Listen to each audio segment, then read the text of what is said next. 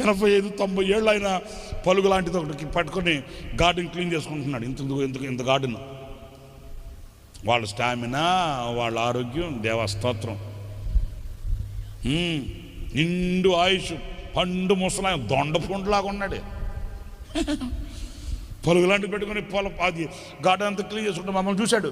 మేమంతా ఫోటోలు దిగుతుంటే ఏమనుకున్నాడు, వచ్చి అడిగాడు, మీరు ఎక్కడి నుంచి అంటే మేము ఇండియా నుంచి వచ్చాం. ఓకే, మీరు ఏం చేస్తుంటారు? మేము పాస్టర్లు. ఎక్కడ పాస్టర్లు?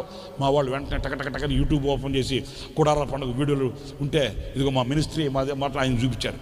ఆయన అలాగే చూసి, ఓ హెవీ కాంగ్రిగేషన్, ఓహో ఐసి వెయిట్ ఆయన ఇంట్లోకి వెళ్ళి ఆ గేట్ తాళాలు తెచ్చాడు.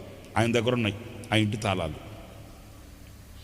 అడిగాడు, చూస్తారా మీరు లోపలికి వెళ్ళి, మీరు సేవకులు అంటున్నారు కదా, చూస్తారంటే చూస్తామండి అట్లా అంటే ఆయన వెళ్ళి తాళం తీసుకొచ్చి తాళం ఇచ్చాడు. లోపలికి వెళ్ళాము. ఇంట్లో గది మొత్తం గదులన్నీ చూపించాడు. జాన్ వెస్లీ, చార్లెస్ వెస్లీ, 9 మంది వాళ్ళ పిల్లలు ఇట్లాగే వెస్లీ అట్లా వస్తుంది. ఒక్కొక్కరు ఒక్కొక్క దేశాన్ని గడగడలాడించిన సేవకులు అయ్యారండి వాళ్ళు. ఎట్లా అయ్యారంటే ఆ ఇంట్లోకి వెళ్ళి చూస్తే వాళ్ళ అమ్మగారికి ఒక గది ఉంది, వాళ్ళ నాన్నగారికి ఒక గది ఉంది. ఒక్కొక్కరికి వీళ్ళందరూ ఉండే గదులు ఉన్నాయా. వాళ్ళ అమ్మగారి గదిలోకి తీసుకెళ్తే ఆమె పేరు సూసన్న వెస్లీ.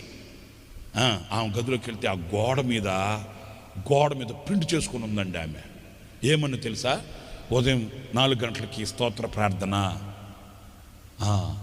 7 గంటలకి వ్యక్తిగత ప్రార్థన, 9 గంటలకి దేశం కొరకు ప్రార్థన. డే టైం టేబుల్ ఉందండి. చూసారా? మన గోడ మీద ఏం రాసి పెడతాం పేపర్ అంటించి? నూనె సీస అయిపోయింది, ధనియాల పొడి ఆడించాలి, కారపు ఇయ్యగా మనకు దరిద్రం. అంతకుమించి మీరు నిజంగా ఒప్పుకోండి, అంతకుమించి ఇంకేమైనా ఉంటాయా? ఆ తల్లి నాకు అసలు దెమ్మ తిరిగింది.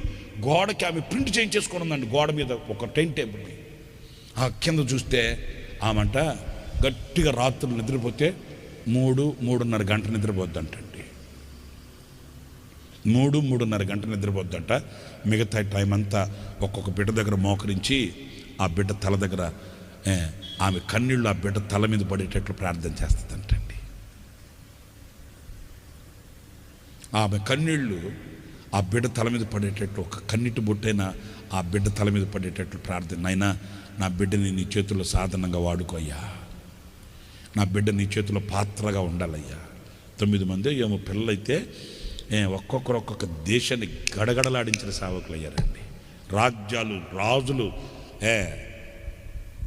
నివ్వెరపోయారు వాళ్ళ శక్తి ఎదుట, దైవ శక్తి ఎదుట.